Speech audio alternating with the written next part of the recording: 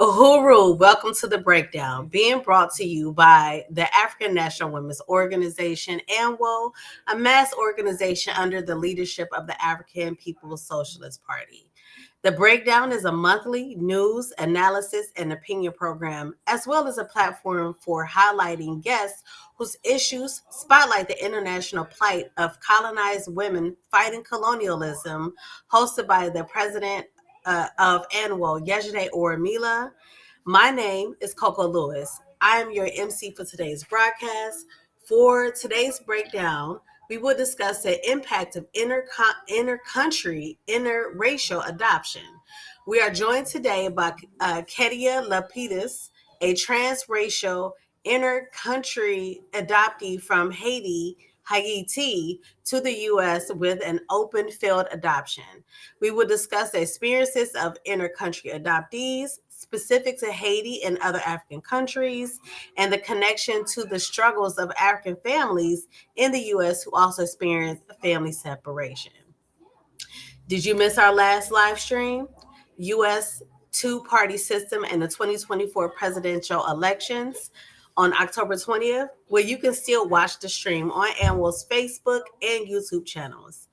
If you enjoy our content, be sure to like, subscribe, and follow our platforms. Our AMWO YouTube is young, so we are asking folks to head over to our channel and subscribe so that you can reach, so we can reach 500 subscribers. We are streaming live on YouTube channels, Burning Spear TV, and the African National Women's Organization page on Facebook. Make sure you like and share this program with your network. Comment liked or shared in the chat. I'm excited for today's discussion. Uhuru, welcome Kettia and Uhuru Yejide. Uhuru, thank you so much. And I'm just glad to have us all here together. And I just want to welcome Kettia La Pittus to the show. Kettia and I met, was it last weekend or the weekend before? I think it was last weekend or the weekend before last at the Black is Back, Black People's March on the White House. And she joined us for the march. And then the following day, she was at the conference. And she and I had a chance to talk about, her passions and what she was hoping to organize as someone who is an intercountry adoptee. And I found that her story was worthy of talking about on the breakdowns, particularly as it relates to, the fight that we've been, in advocating for parents and children who were victims of the state-sponsored child policing system.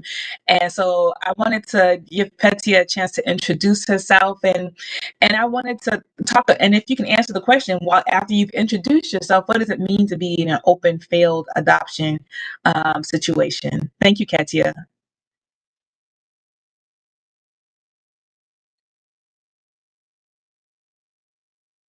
You're muted. We can't hear you at the moment.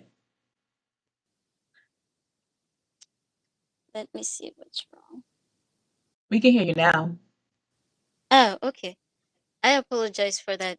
Yes, thank you for having me. And we did meet at the Black People's March at the White House.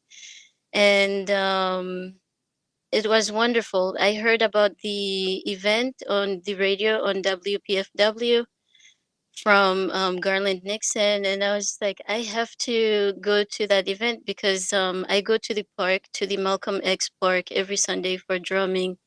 Yeah, so I'm really glad that I went because I met some wonderful people and wonderful organizations that are doing wonderful things to improve things for the African community. And so, as far as my adoption, I lived with my adoptive parents in Haiti at the age of 8 and ended up moving to the US at the age of 11. Yes, as you mentioned, I'm a transracial, which means that my adoptive parents are of light skin, Europeans, and intercountry. I was born in Haiti and brought to the US. And my adoption was open, meaning that I do have connections with my biological family. So I believe it's important for adopted children to share their stories so that we can help to advocate for better laws to help protect adopted children, because there are so many things that can go wrong with the adoption process, and also once the kids are placed with their new family. So You raised a couple of issues with me, and I just wanted to see if you feel comfortable talking about it. But I think one of the general ideas that Africans have when you are adopted by white people is that you're going to lose a part of your culture, you're going to lose a part of your identity. You're going to if they're not intentional about it, then can be a very hostile relationship between the adoptive parents. I actually heard I was listening. It might have been on your no, it might have been on your Instagram page, but if not, then I saw something where a white woman, it seemed like, was asking this African man whether or not she wants to adopt. She wants to know if it's better to adopt a biracial black child or a full, but she doesn't want the look of an African. It was the most disgusting sort of question, and so I'm raising that because this can often be an issue when white people who are adopted interracially don't really research or even prepare themselves for not just the fact that they're going to have a child, but some of the other questions that come into play when you're adopting an African child, particularly from places that are, I'm trying to think my question. When that you're, that have culture. yeah, yeah, go Yes, ahead. I do understand what you're saying. So it's extremely difficult because these these European people, can have the expectation that the children are coming as a blank slate. And we are not blank slate. Whether you adopt the child the day they were born, whether they are 8 years old, 10 years old, 12 years old, we are not blank slate, because there's the first family, which is the biological mother and father, and we need to know histories about them. I think that they've been trying to be better about it, especially as far as it relates to health issues, because some of the health issues run in families. And so it's important for adopted children to know what the health status of their biological families are. And so we are not blank slates. And when they don't acknowledge that, it can have devastating effects for us. Yes. Yeah. So, what, if anything, Coco, did you have a question? Sound like you unmuted yourself. Go ahead, comrade. I did have a question, and it's just, do you think your experience would be different if your adoption was closed so that you didn't have access? Most people I know who are adopted have closed adoption, so they don't know who their families are. Yes, that's a very interesting question. So my circumstances were a bit different because I met my adoptive family, and then they decided that they wanted to adopt. So I think that's why I have an open adoption. But yes, you're right. Majority of the children have closed adoption. Do I think it would have made my experience different? I was very attached to my mother, and so if I had had a closed adoption, it would have been very difficult for me, especially considering the age that I was at. So I am very grateful that I have an open adoption, because a lot of the children, when they become adults, struggle to find their biological family. What have, since you had an open adoption and you still had a relationship or have a relationship with your parents and your biological family. What what was the reasons, that your mother decided that she thought adoption would be the best option for you? It's a combination of things. So, family wise, ooh, okay, yes, ma'am. I apologize for that.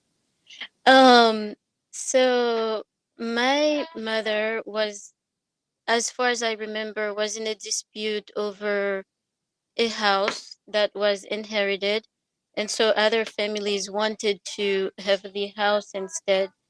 And so there was issue of shelter, and also she wanted me to go to school, and so she placed me in a center where I could go to school.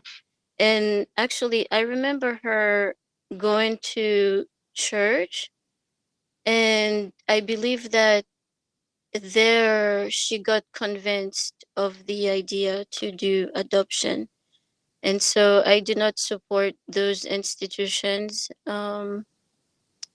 because they profit from the process. Yes, it's a huge industry. They make a lot of money out of it. Let's dig deeper into that. So your mom, you think, got the idea for adoption through the church, Yes. and you know, do you know what the pitch was? Was it like get a better life for your children? Yes, I was very young at that time, so um I couldn't speak exactly to what she was told, but I know that she gave up my brother first because I have a younger brother. And so yes, they do, but from being older, I know that they tell them that their lives will be better.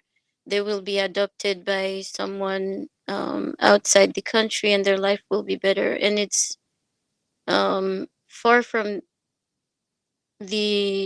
from what they're selling, is what I'm saying.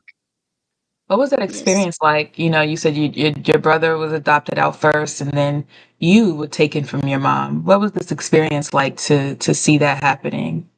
Do you remember? Um, I was very attached to my brother as well as my mom, and so it was a bit strange for me to see my brother gone. Don't do that, love.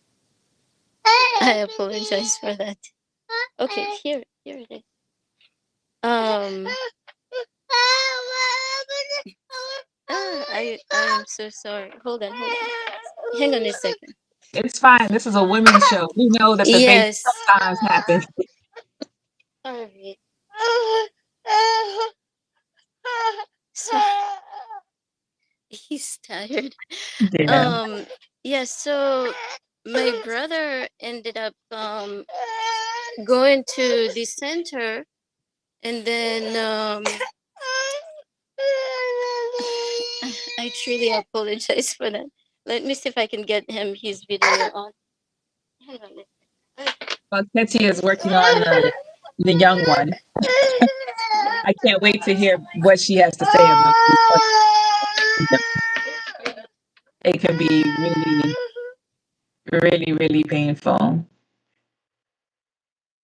Sorry Yeah, about that. that's okay. He's tired. No, no, I get it. We get it. What's wrong now? What's wrong? Say He's hello. tired, but he also wants attention. You Yeah. can tell with Say the hello. eyesight right there. Mets tête. Ouvre le dodo. Dodo. Mhm. I Sure. know. I know. Ah. All Mhm. right. Mets tête, Dodo. Mets tête. All right. So I truly apologize about that. It makes it a bit hard to concentrate and get back to what I was saying. But you had asked About your brother being taken, and then how did you feel? You said you were close method, to both your method. brother and your mother.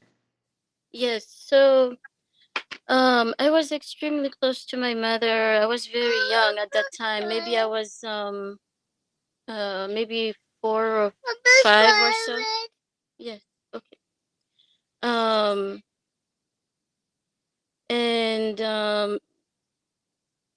I don't think I truly realized what happened, that my brother was gone. But then when my mother gave me up also, I realized that that's where she had brought my brother, because she brought him to the same center. And unfortunately, even the NGOs, they open these centers for the children, and they are not very good centers, because one of the experiences I've had is that sometimes the parents can change their mind about the adoption, and um, they don't like that, and so they won't give the children. And if they don't give the children, and sometimes the parents will break into the establishment in order to get the children. And this would be after hours, once the people that run the center have left. So it's very complicated. There's a lot of fraudulent activities that go on within the process. Yeah. Do you have a relationship with your mother and family now, your biological mother and family now? And do you know where your brother is? Yes, I do have connection with my brother, and I do have connection with my biological family. Um, I yes, go ahead. Go ahead, love. It is the pirate. Um,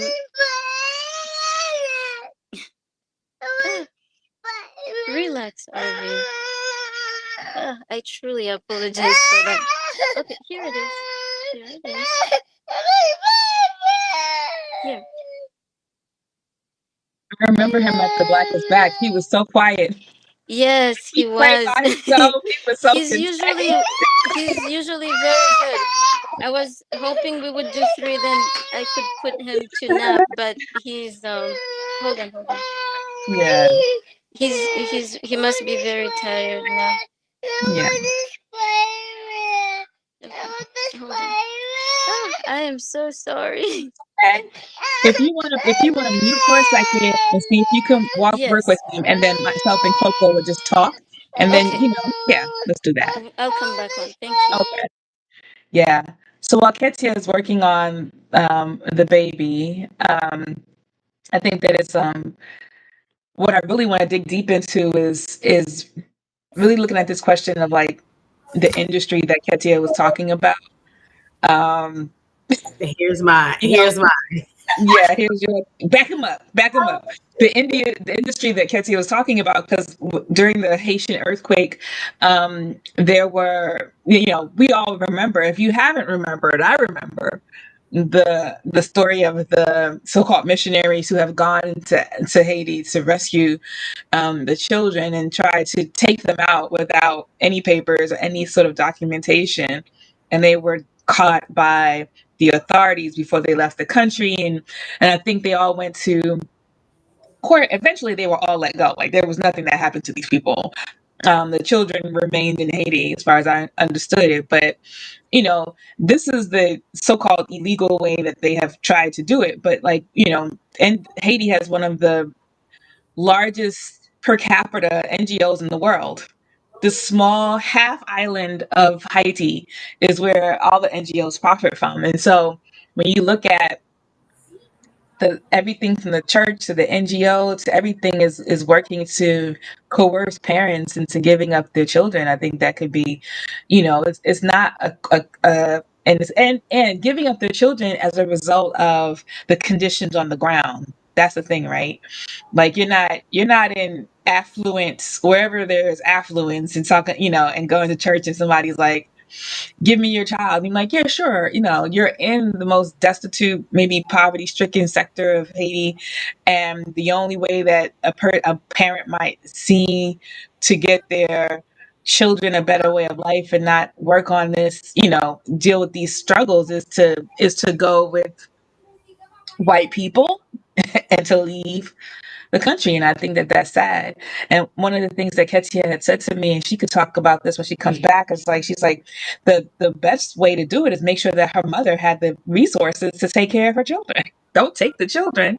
Make sure that the parent Right. has the resources to take the children, take care of the children.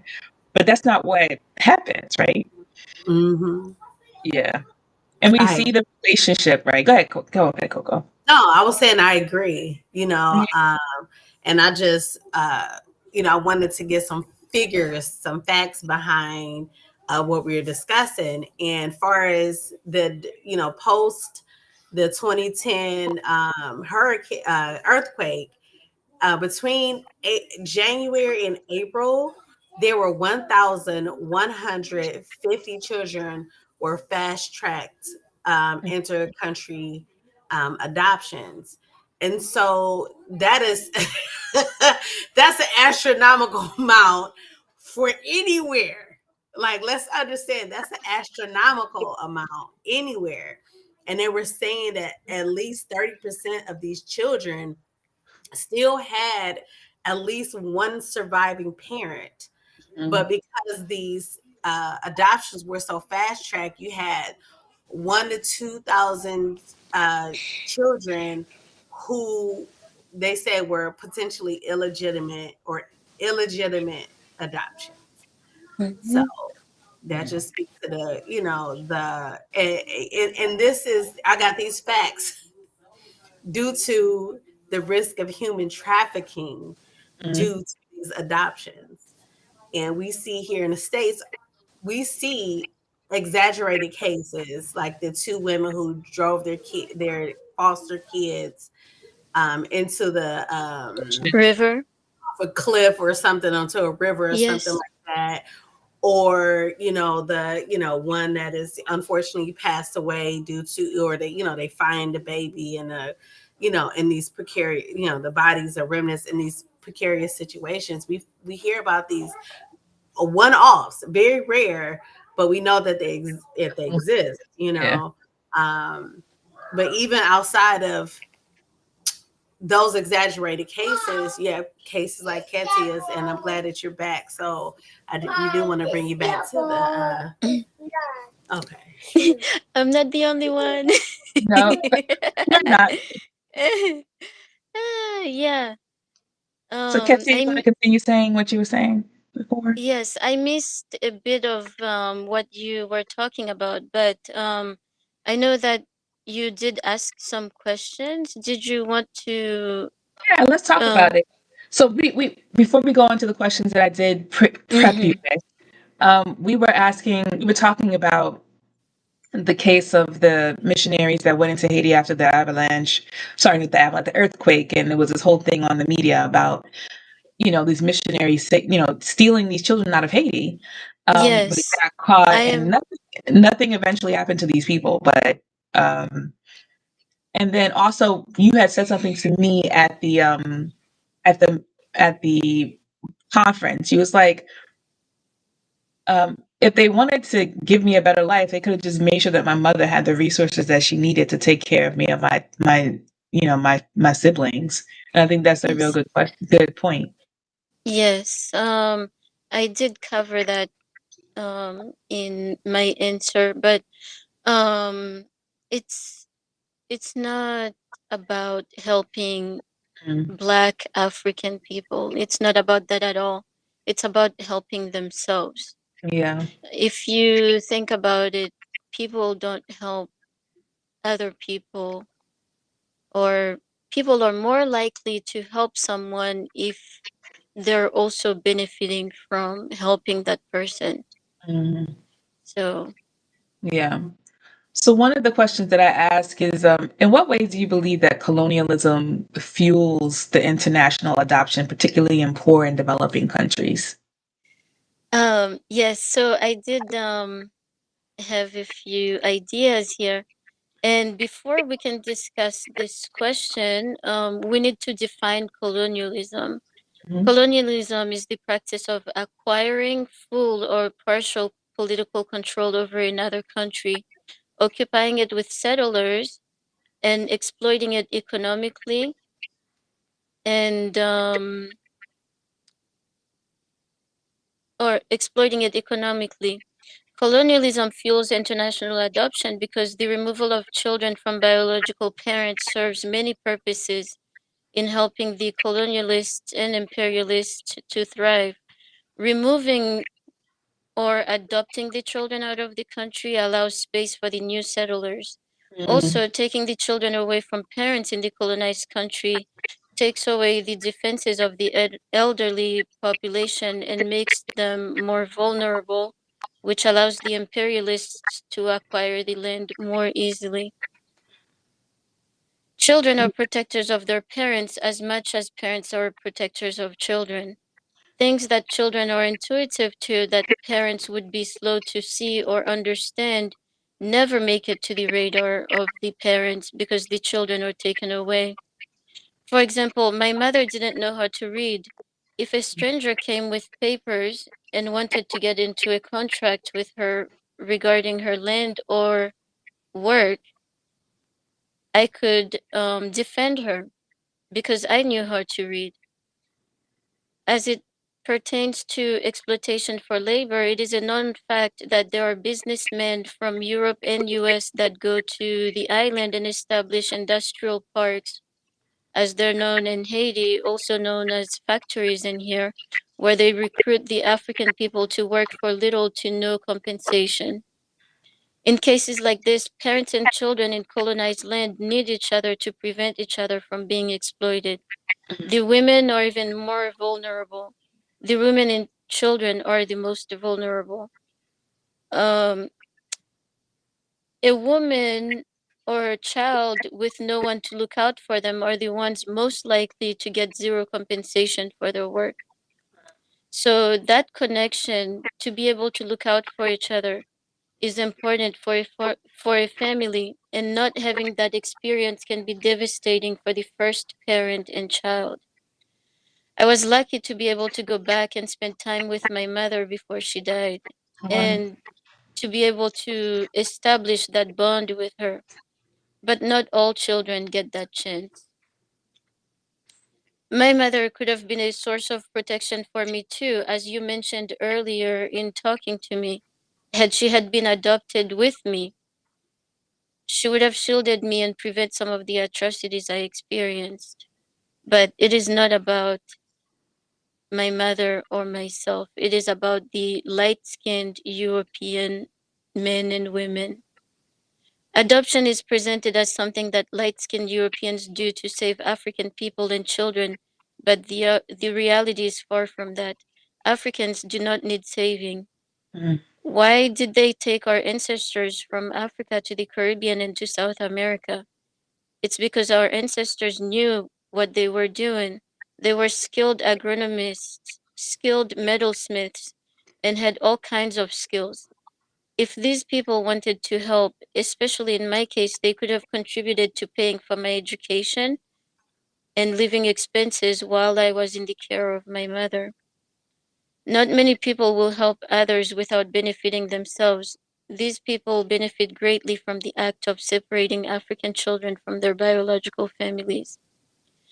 Going back, in the case of Haiti, the imperialists are constantly trying to gain more land to add to the DR side. There has been a long standing dispute over water rights to enable the Haitian population to cultivate food and to feed the people of the country. Because the river flows between the DR and Haiti, they make it difficult for the Haitians to have access to water. The DR is a puppet government that is there to serve the interest of the Europeans. The island is divided between the Africans and the light skinned Europeans. It's unfortunate because Haiti has had its door open to people fleeing persecutions around the world. It has welcomed people suffering during World War II and the instability in the Middle East. It is a shame to know that the current puppet ruler of the DR is of Lebanese descent, someone whose parents and grandparents were certainly fleeing oppression in the Middle East. It is a shame to see that he is allowing the oppression of the Africans on the Haiti side. I have contact on both sides of the island. My mother lived on both sides of the island. But today, the imperialists are making it difficult for Africans to move freely within the island. It is unjust. It is important to the colonialists and imperialists to keep this system of international adoption because it helps to keep developing nations behind, Mhm. which makes it easier to exploit the people for labor and to extract the resources of the land. The oppressors, the colonialists, have many different tactics for of removing people from the colonized land in developing countries.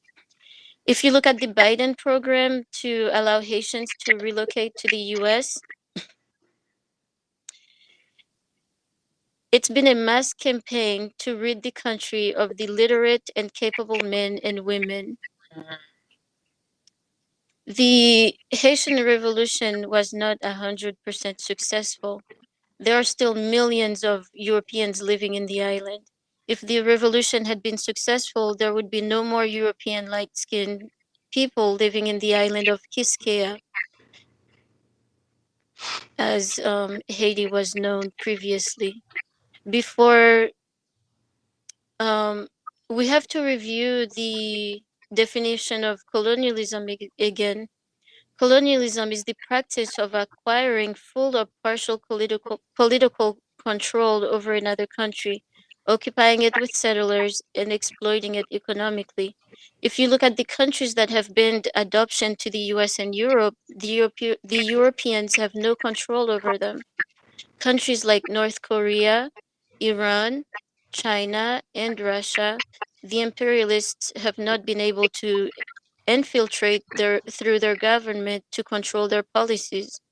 They are not able to bring soldiers to settle in their land or take complete control over their resources. Again, the Haitian Revolution was not 100% successful because governments around the world are easily able to control policies in Haiti. Currently, the African people of Haiti have no control over their lives and the land they live in. We are still colonized. The light skinned Europeans spread a lot of misinformation about Haiti. They especially spread propaganda to prevent exiled Haitians and others from going to the island to get first hand account of what life is like for the Africans in the island. Do not let them sway you. We cannot forsake our brothers and sisters in the island, in Africa, and throughout the world. It is very important that we know what is going on ourselves and not rely on the light skinned Europeans to bring us news of what is going on throughout the world. Thank you, Kettia. I think that was Yes, you covered so much that you covered so many topics yes, in your response to that, and you talked about in terms of adopting from poor peasantry, poor population who are illiterate, and the manipulation that happens in that case. He talked about industrial zones and labor exploitation that is happening on the yes, island and many other islands in the Caribbean as well as in Africa. You talked about the taking of land and adding it to the neo-colonial DR side, and then also, can you go? I'm interested to learn because I don't think that I'm well brushed up on the Biden campaign in Haiti and what were the specifics of that campaign. yes. As you mentioned in the question, it's the developing countries. So this was not offered only to Haiti, it was offered to countries in South America as well, such as Venezuela. Mm, And I don't have all the ones yeah, off of the top of my head, but I remember Venezuela specifically. And that's also a country that has been destabilized that in the recent past. hmm And so what the Biden government offered was for Haitians to be able to get papers, legal papers, to be able to travel and come to the US to, um, and I actually think there's a limit for 2 years. hmm But um, of course, the people. end up trying to get papers to stay here permanently. And that's not the only tactic they are using. So while they are getting the people out, the ones that stay behind, they are providing them with arms, with guns to fight each other and to scare the people to run away from the land. And so yesterday, one of my sisters sent me a message telling me that my other sister is having to run from the area that she currently lives in because they give guns to young men, young children, to scare the people. And of course, if people's lives are in danger, they are more likely to flee the country. And a lot of Haitians have viewed this as a positive thing. Yeah. I do not view it as a positive thing because When you say it, the you're talking about the Biden campaign, right? The Biden. Okay. yes, Mhm. uh, a lot of people view the Biden campaign to get Haitians out of Haiti as a positive thing. It's a campaign to rid the country of the people that are capable, of the teachers, of the doctors, Mhm. of the engineers, of all the people that are able to do well for the country. And they come here, they are able to make this country better instead of working to make their land better. And Yeah. they're gonna lose their land. And so I was listening to WPFW, and someone mentioned, I think there are some people that are aware of what's going on Mhm. throughout the world. And so she mentioned and said there's gonna be an invasion of Haiti again. And so they are clearing the land to be able to bring um, the colonialists, the imperialists, and foreigners into the land.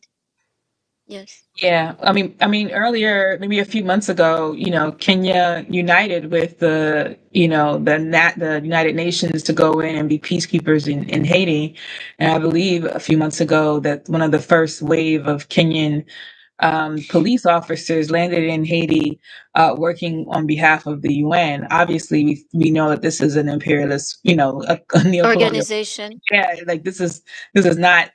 And then there's a lot of organizations on the ground too who have been raising this struggle. And I think we can't talk about the adoption of African children in Haiti without talking about all of the other things that are happening in Haiti as well, because these are like mounting. And and I think also when it comes to when I was younger, and all across my television was help the African children, whether they were in Africa or you don't know where these African children were from. They could have been in Haiti, they could have been somewhere, but it was always Yes. the fly in the eye, it was always something. So we've become, I don't know if we become used to it. I was very dejected by it, but there's this campaign that goes on that says that these children need your help. These children need your help. These children need your help. And so the campaign that started when they had first attacked Africa, from stealing African people, trafficking African people, and using African people for their benefit, has not ended. It just continues in different ways that are maybe more acceptable within the society Yes. because the narrative has made it more acceptable. And I think what you're doing right now is raising the alarm. I think that as an African person who sees particularly interracial adoptions, I'm disturbed by them. No matter how well intentioned the white person is, my question is always the question: why not just help the parents? And why don't you push for social change in a particular country? Why aren't you doing these other kinds of things that could better the conditions for families, as opposed to taking a child out and raising them as your own? And Because it wouldn't benefit them. there you go. There you go. There you go. And that's the easiest response to this question, right? Like there has to be some opportunism. There is some opportunism rooted in that question of taking a child. And what kind of viciousness is that, right? Because here in the United States, we have children who belong to families, and the state actively goes out and goes into people's homes and takes the children, keeps the children within the custody of the state, and doesn't remove them. As a matter of fact, African children represent 14% of the population, but they are overrepresented in the state's custody. And which basically says that African parents are poor parents, right? But that's not the case. How can we be poor parents when we've taken care of the entire world through forced, labor and all these other kinds of things? And it's the conditions on the ground. Like, there's maybe challenges with mental health. There might be challenges with finances. There might be challenges with resources. But instead of making sure that we can rectify those resources and challenges, the children are taken and you're told that you're a bad parent and you're criminalized doing it. So what's happening inter-country wise, it's also happening intra-country wise, right? And it's also something that's being spread all over the world. So I think when the question of colonialism comes in and domestic colonialism here in the United States, we have to say that the stealing of African children is a core piece of the question of sustaining colonialism. Like the stealing and Yes. trafficking of children. So without the separation of African families, this Yeah. system cannot exist. No. As I mentioned, parents protect their children and children protect their parents too. And so without the division, the capitalist system cannot exist. Yeah. The colonialism cannot exist. And so they continue to do this because they want to continue having the upper hand, if you will, because they don't want to lose the resources that they've taken and the resources that they need to continue taking out of Africa, out of Haiti, in any country, out of Venezuela, and they don't want to stop. Mm-hmm. Yes. How has your relationship? Well, I don't want to go. I mean, you feel comfortable because I know that you had some issues about your own personal story. But Yes. what are some sort of barriers that one can anticipate when you're inter-country adoption, interracially, adoptee? What Outside are of our some population, what are some barriers that you'd mentioned the culture in schools? oh You mentioned a couple of things to me in the conversation. Yeah. What are some barriers that coming here culturally can do to a child? Yeah. it's it a different world. I mean, I was 11 years old when I came here, so I knew a lot about my country. And they try to do better, especially since the civil rights movement. But this place is built to accommodate, um, what's the other word I'm looking for? To satisfy the Europeans. And Mm. so it's a lot to adjust to. It can be extremely difficult. I did not speak English, not one word of English. And so I had to learn to speak the language. And I did have a sibling that was adopted along with me. I was not allowed to speak my language because I was told you need to learn English. And so I am lucky that I did not forget my language. Yes. So there are a lot of barriers and difficulties once you are taken out of your natural environment. And it's cruel that they do what they do because they don't even do that with their animals.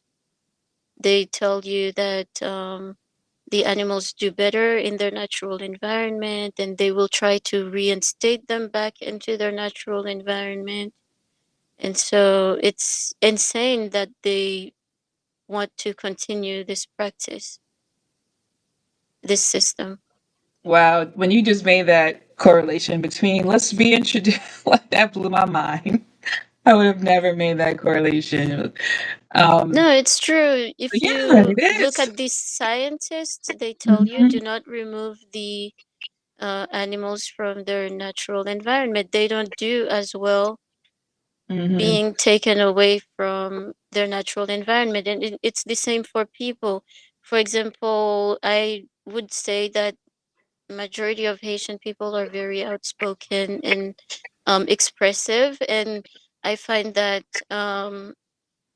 I have a very hard time communicating, and my personality would be very different if I had stayed in my natural environment. You would meet a completely different person, and I think it's a positive thing that, you know, yeah. you would have met a completely different person. Yes. What you mentioned one of the examples you gave me previous to this talk today was school, right? You said in school I was learning about myself in Haiti, and here I learned about the colonizer. Can you talk about that a little bit more, or is that it?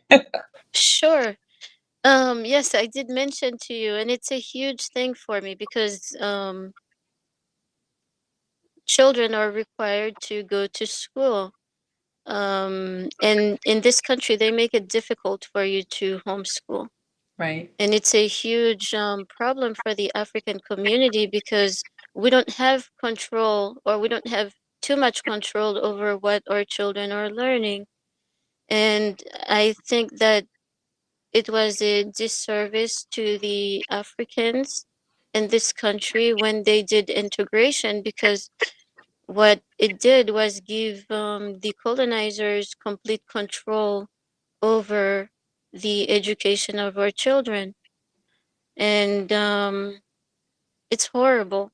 Yeah. So I struggled psychologically because I was not a blank slate. I was learning in school about Toussaint, about Dessalines, about Capua, and the people that participated in the Haitian Revolution to ensure that the future children of the land would not be slaves, to come here and be taught that, George Washington, Lincoln, and the list goes on and on and on. It's endless, that they liberated this country, and um, the narrative was just not settling with me because in the oh, thank you, in the in my environment in Haiti as well, and here I see the way they treat Black and African people. There was no liberation. There was no European saving Black people for me. And so um, I read a quote once, and it says, if the map doesn't agree with the ground, then the map is wrong.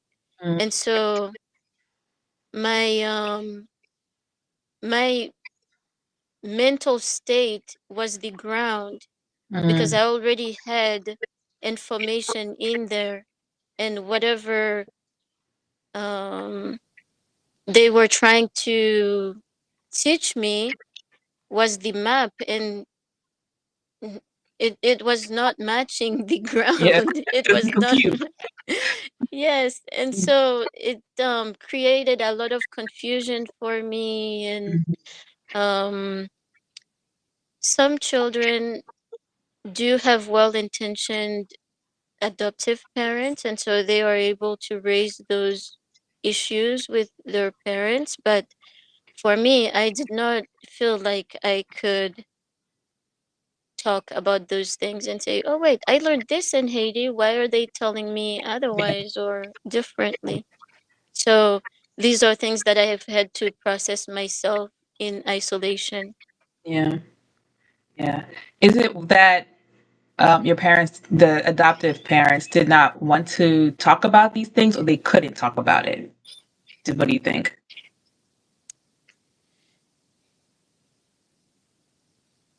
Um, it's complicated, and I Okay, will just say that I do hope that you will invite me to talk with you again in the yes, future, and that we can go more into details got as you. far as my personal experiences. Got it. Got it. Yes. Well, we are friends now. We are gonna talk more. Ketty, I had another Yes. question for you. So you are trying to organize, or you have been doing some groundwork in terms of doing like an adoption network with adoptees, inter-country, interracial adoptees. Do you believe the network that you're trying? Can you talk a little bit more about that? And do you believe that that sort of organization has to be revolutionary too? So, what will be the character of it? Yes, my goal is to be able to bring the adoptee adoption community to get them to be more connected. So Hmm. there is a big population of adopted children in the US. The goal would be to create a network where adoptees can hold conferences, Yeah. which will allow us to be able to share our stories and rally to demand the abolishment of adoption, if not the eradication of the practice of adoption. Mhm. The countries handing children over to complete strangers need to be warned that they need to have better laws and agreements in place to protect the children. For example, they require that there is social um, worker visits for Mhm. adopted children once they arrive to this country. Yeah. But as an adoptee, I never had any visit. And so to this day, I've been here for 20 years, not once. That's crazy because they have you have left your country. They have given you over to strangers, and not one person visits your home. Meanwhile, the children who are here, who are born here, and got family all around the place, gets visits and taken away. Get their parents are treated like criminals. They are not allowed to stay with their other family who are actually in the country. This is, They making do everything backwards. yeah, it's so crazy. But go ahead, Yes. continue. Continue.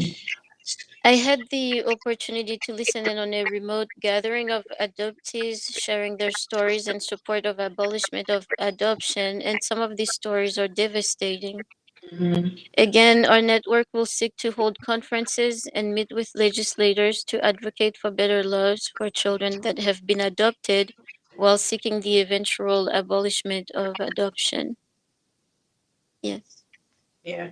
So does that have to, do you think that's a revolutionary demand? Because, like you said, people adopt because not to fulfill some idea of altruism, but to fulfill something in themselves. So by saying you can't take none of these kids from none of these countries, stop that. I think that's kind of revolutionary, don't you? Yes.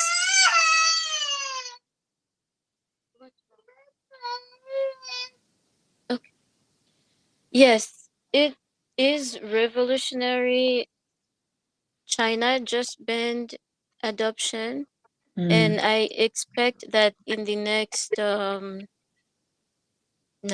20, maybe 10, 20 years, that a lot more countries will be joining that list. And so it's something to look forward to, because I believe that life will be better for African families, African children, African mothers, fathers, because I will say that I believe that the women are participating more in this process than the yeah. men.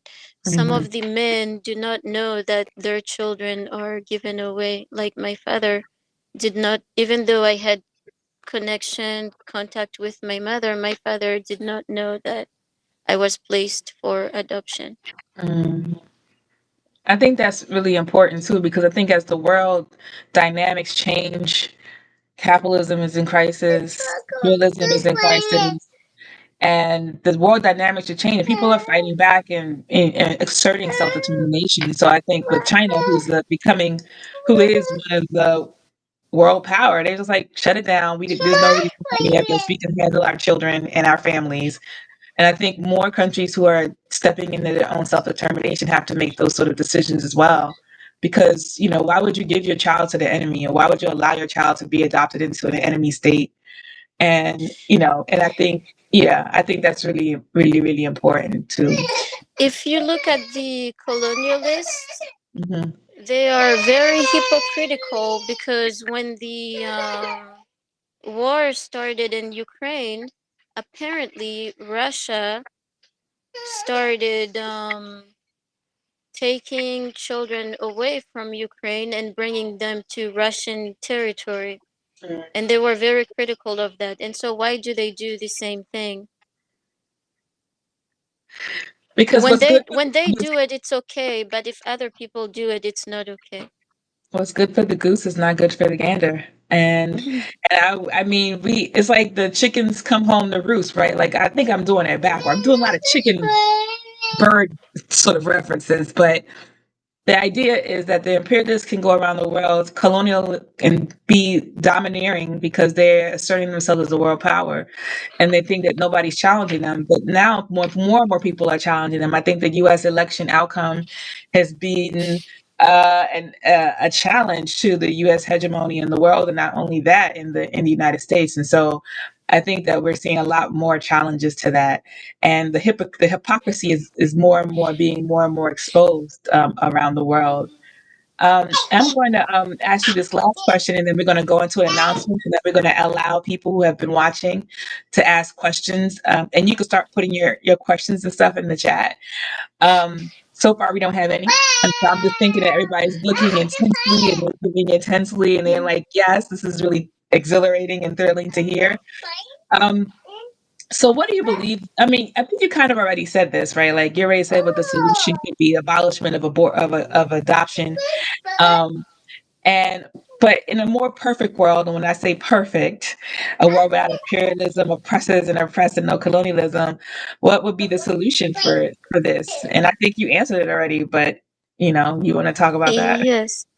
I've been open to the idea of adoption for children without a mother and father. Like orphans. Sorry about that. Give me a second. Sure. I've been disconnect. So like orphans. I've been open to the idea of adoption of children without mother and father, children that are true orphans, yes, as you said. But unfortunately, the adoption process is a huge industry, Yeah. and there's a lot of money to be made in it. And so people will lie, they will fabricate the papers, and they will go as far as stealing the children to be able to make money. Yeah.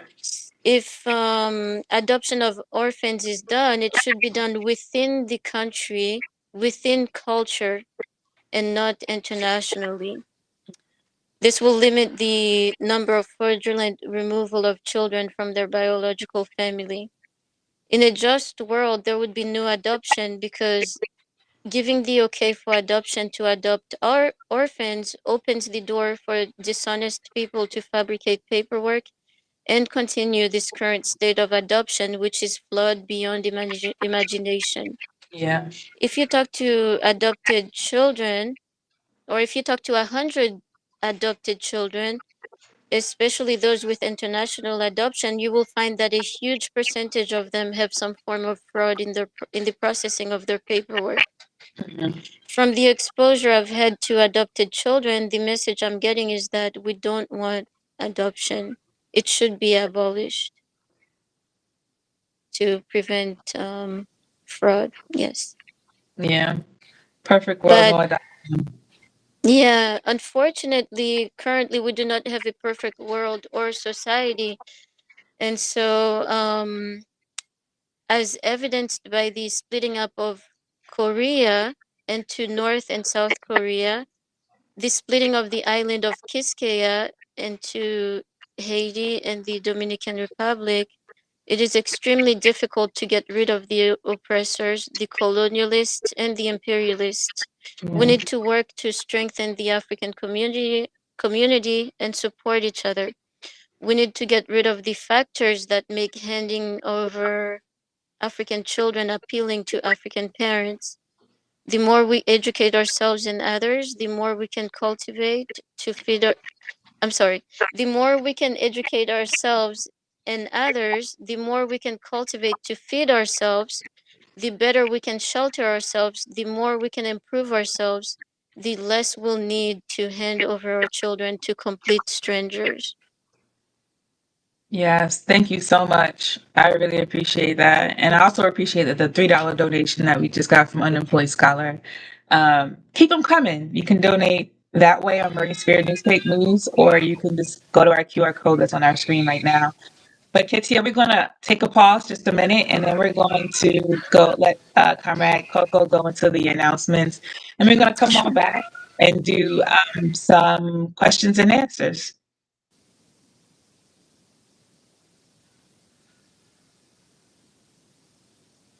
Right, Uhuru. I hope most people. Reason why there's not a lot of questions because most people are like me and just over here, just entranced. Like I am. So many things that you have wrote down, Ketia. So many things that you said just really resonated with me and things I never even thought about. So for everyone else, we are wrapping up today's program because we're a little bit early. And I hope you're motivated to contribute to the Mecca for African women in the form of annual Liberation Center. Before closing out, we have some important announcements. Just want to make sure that everyone knows that every single broadcast, everything that we provide here is we're going to ask for fundraising funds because as I will go in very shortly, we are organizing around the Annual Liberation Center. So if you are an African woman and you're inspired by today's program, we call on African women worldwide to join the African National Women's Organization, ANWO. We are the only anti-colonial, anti-imperialist revolutionary organization for Black women. We have members in Africa, Europe, Latin America, and all around the United States. And was leading on everyday issues concerning African women. We're not just on the internet. We're on the ground in your community, in our communities, organizing for African liberation. Join the International Collective of African Women, building the revolutionary capacity of African women. To learn more about membership and to join, visit anwouhuru.org. ANWO is an organization of the African poor and working class. So we need your support to establish the international Mecca for African women. We're calling on members, followers, viewers, and anyone else that unites with establishing a working class embassy, a hub for community empowerment, and a testament to the resilience of African people. Don't wait to the end of this program. Be like Unemployed Scholar and donate today. Consider becoming a sustaining donor. So we have donation levels starting at just $5 a month. We welcome any one-time donation of any amount. Every dollar helps us buy a nail, drywall, flooring, plumbing. We just got some estimates in. It's overwhelming. So to donate anytime, visit anwouhuru.org/donate. If you are in the St. Louis area and want to donate your skills, please reach out to info@anwouhuru.org. Wear your politics with ANWO. ANWO shop features t-shirts, bags, sweatshirts, mugs, duffel bags, hoodies, and even socks. So make your Christmas is coming up, or whatever winter holidays are coming up, I should say. Hit Christmas, Kwanzaa, Diwali, all of those are coming up. Make your next purchase, a gift purchase from ANWO. Become a decolonizer. That's what we call distributors and customers of Decolonized Hair and Body. I know y'all see me moisturize my hands. here during the broadcast. Decolonase Hair and Body are natural personal care products that highlight ingredients and traditional care practice used by indigenous people around the world. In addition to featuring images and quotes of African revolutionaries, they are good. From our butters and conditioners to oils, Decolonase has you covered from head to toe. Make your next purchase of skincare products from us at decolonase.com. The verdict is in. The Uhuru case against Chairman Omali Yeshitela, leader of the African People's Socialist Party, Penny Hess, chair of the African People's Solidarity Committee, and Jesse Neville, chair of the Uhuru Solidarity Movement, were found not guilty on being foreign agents, but guilty on conspiracy charges. We're asking you to pack the court on December 16, 2024 for sentencing. If you cannot attend, we encourage you to organize in your community and or donate. The charges against Uhuru 3 reveal the historical and ongoing escalation of attacks on free speech, freedom to organize, and freedom to struggle for liberation of African, indigenous, and all oppressed peoples around the world. Free the Uhuru 3. Hands off Uhuru, hands off Chairman Omali Yeshitela. And I have on my shirt today too as well. Now, if you also like today's program or just interested in helping us produce shows produce shows, I consider to you to volunteer with us. Anwell is looking for interpreters, video editors, and chat moderators for future broadcasts and program. If you're interested, email us at info@annualuhuru.org. And lastly, the Harriet's Daughters Book Club and Study Group are monthly virtual or in-person meetings led by the African National Women's Organization, where Black women and femmes come together to discuss books and other literature that centers around African liberation themes. We discussed based on topics, so we invite you to join whether or not you have read the book or not. It is always a great discussion. Our December book is Half of a Yellow Sun by Chimamanda Ngozi Adichie, and this is a historical fiction book, and we will focus on the colonial influence of the Biafra War and how British colonialism created fragmented artificial borders and tribal tensions. The next discussion will be on December 8th, 2024 at 3 p.m. Eastern Standard Time, 12 p.m. Pacific Standard Time, and is open to African women, femmes, and those who are in solidarity with AMWO. Visit annualuhuru.org/events to stay up to date on all upcoming international, national, regional, and local events and programs. Uhuru. That was a lot.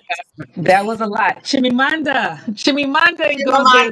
I was like, I don't know why I struggle so hard The girl. when I said Like, oh, okay. She tried though. It was good. It was I good. did. I did. I don't know why I struggle. Oh wow. But thank you so much. And we're gonna start having goals for these programs. So we definitely we realize that $30,000 to raise in one program might be a little bit much, but we're gonna have set goals. And if somebody wants to help us reach our goal today of $150, please go ahead and donate to the little QR code at the top of the screen. Or just go to our website and go to amwohuru.org/donate to help us make our goal. But I saw here a comment from Mecca, and I'm just going to put it on the screen. She said, I thought it was deep when you mentioned children are never a blank slate, even if they are adopted on the day of their birth. Can you speak on the relation to African spirituality and our connection to our ancestors? I like that, Mecca. You on mute, Kettia.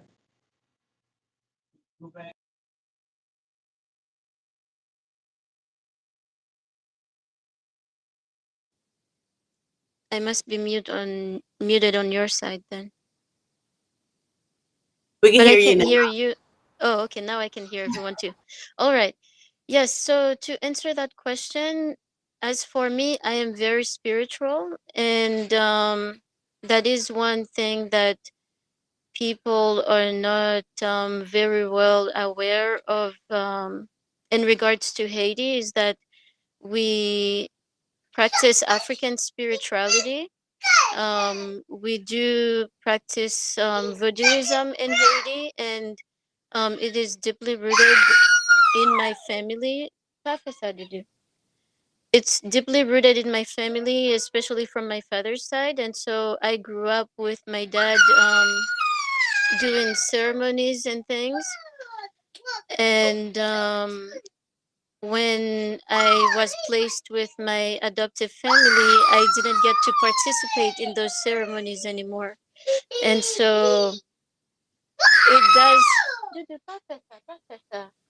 It it's had a huge effect on me because I didn't quite fit into the culture here as far as spiritually. I longed to be able to participate in Haitian ceremonies, and it's a party. If you've ever seen a voodoo ceremony, it's a huge party. There's lots of people, there's dancing, and I watched a documentary, and they said, um, I would have to find the exact quote, but that Haitians dance to become God, and that's the um, motto of our traditions. That um, we in the oppressors teaching us their ways of spirituality, it rids us of our ability to believe in ourselves, and so we are less confident in ourselves. We're less able to do for ourselves. We feel like there's a special spirit that's going to do for us. But Mhm. in our spirituality, first of all, we are polytheistic. We believe in more than one god or spirit. Yeah. And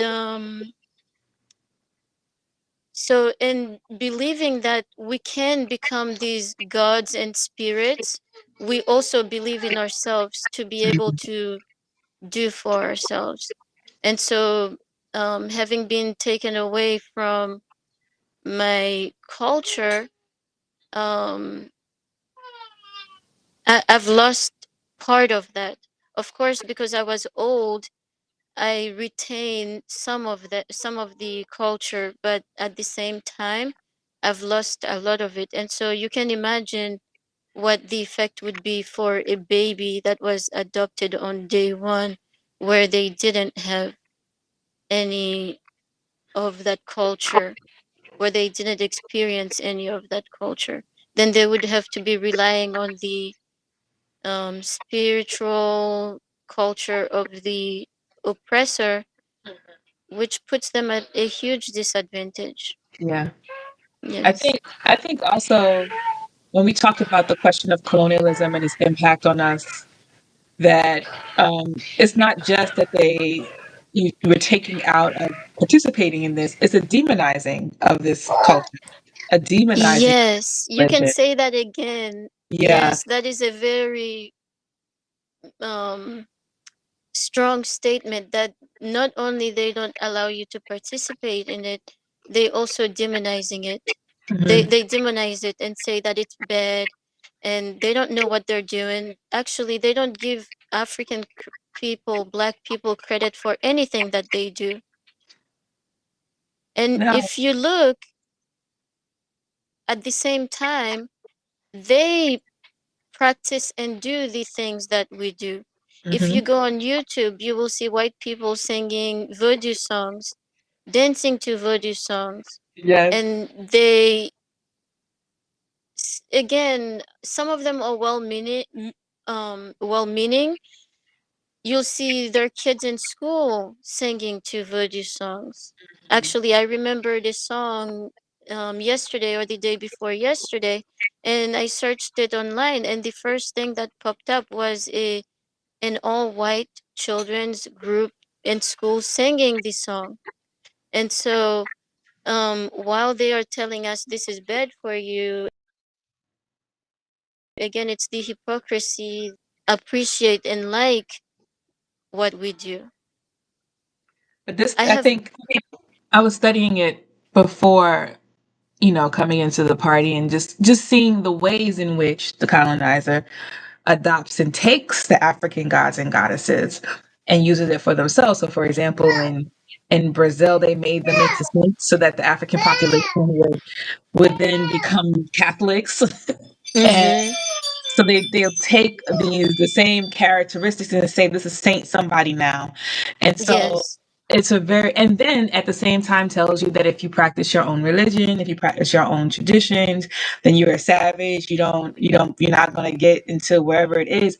Part of me is I, like, how can you be so well manipulated? But part of me is just like, I recognize the power of colonialism when somebody is dominant. yes. Yeah. For the people that are easily manipulated, they fall for it and they forget their culture. But for me, again, I remembered my language, I remembered my culture. When I go back home, I can join in and sing with everyone. They laugh at me because, they get shocked that I am able to sing with them and things like that. And I'm very proud to be Haitian. I've never had any doubt or been shameful of the fact that I'm Haitian. I've been around the world, and Haiti is one of the most beautiful countries I've been to, beautiful culture. And yes, there are people struggling in Haiti, but it doesn't matter how bad you hear things are. There are people thriving in Haiti. Yeah. There are people living their best life in Haiti, more so than people that are in the capitalist countries like Europe, the US. And so, um, all countries have their positives and their negatives.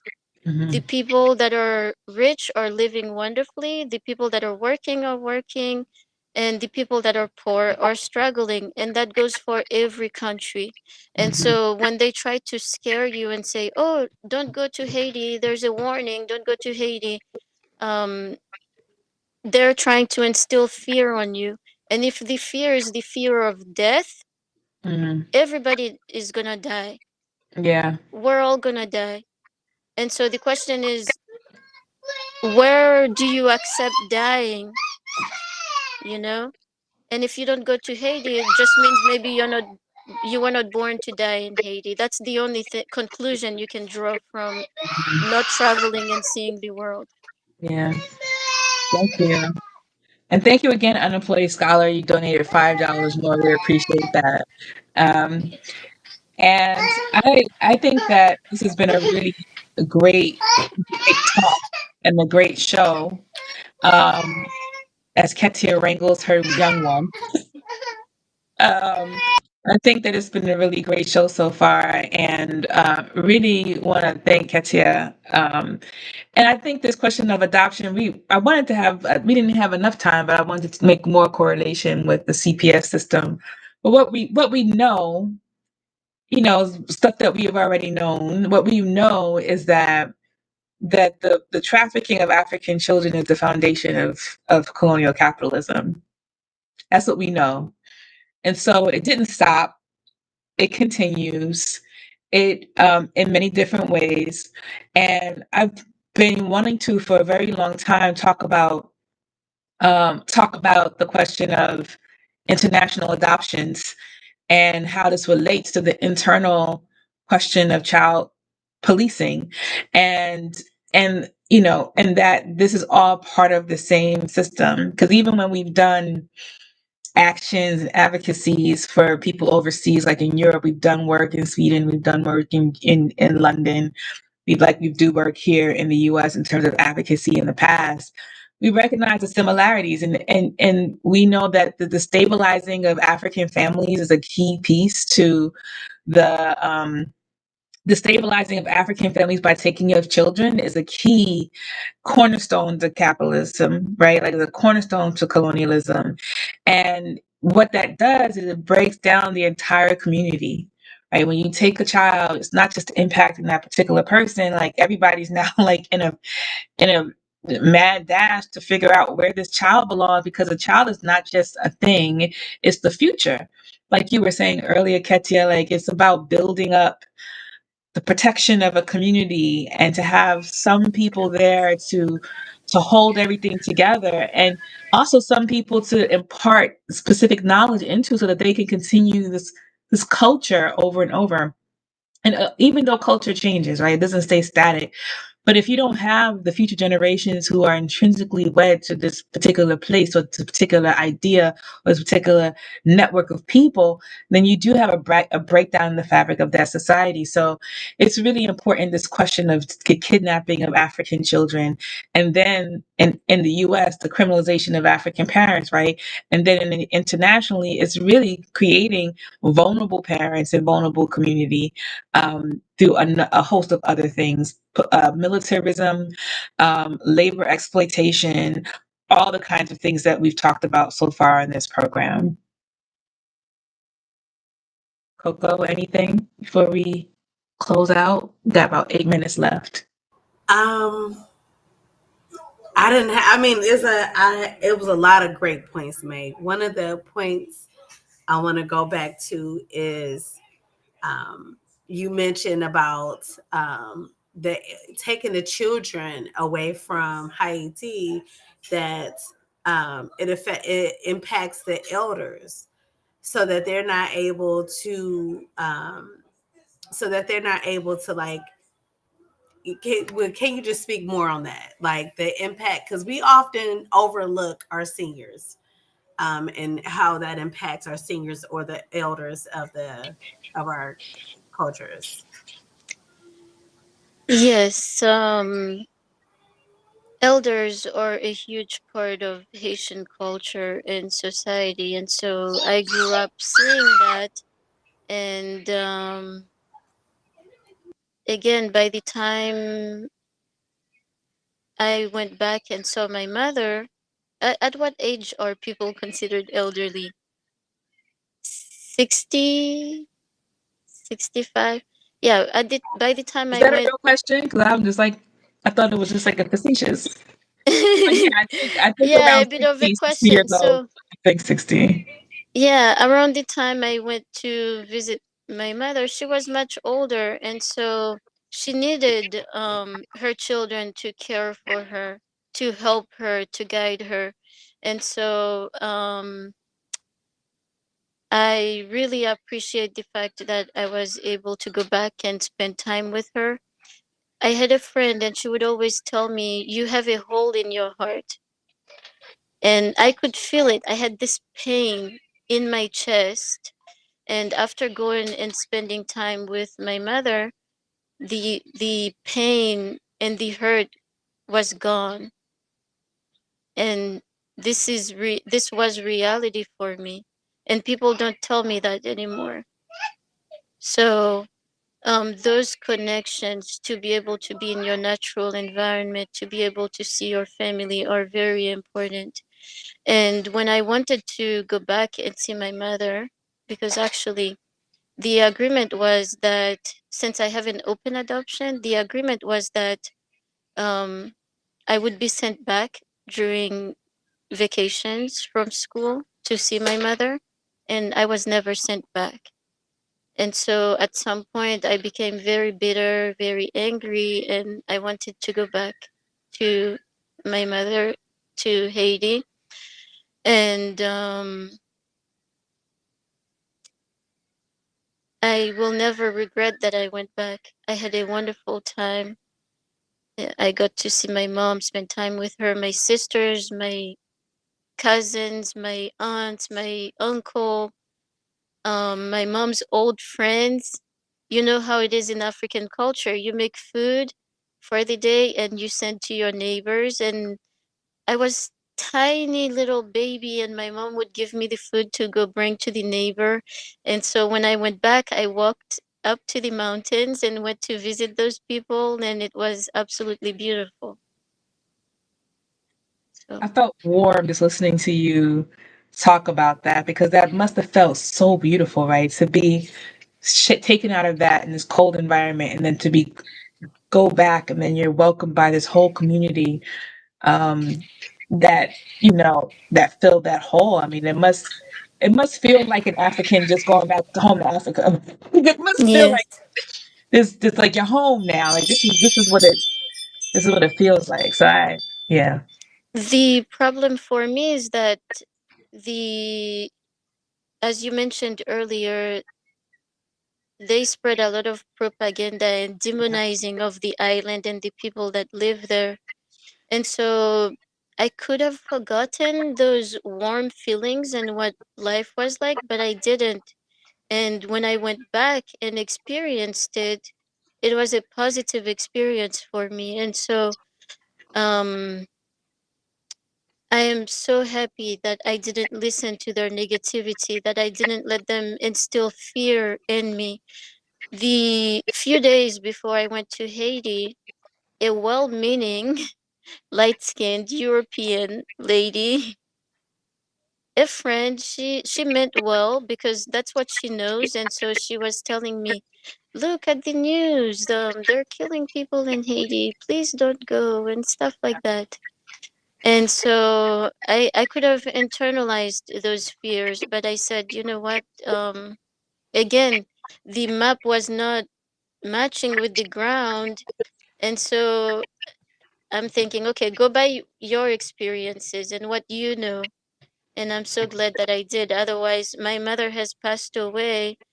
I would have missed out on those experiences. Yeah. I'm so glad you were able to make it back home and sit with your Yes. mother, spend time with your family before she passed. And I hope that you have made strong connections with the family that you have there. And it looks like Yes. you're making a new family here with your young one who we all met. Yes, that's been one of the most positive experiences since I've been adopted. So thank you.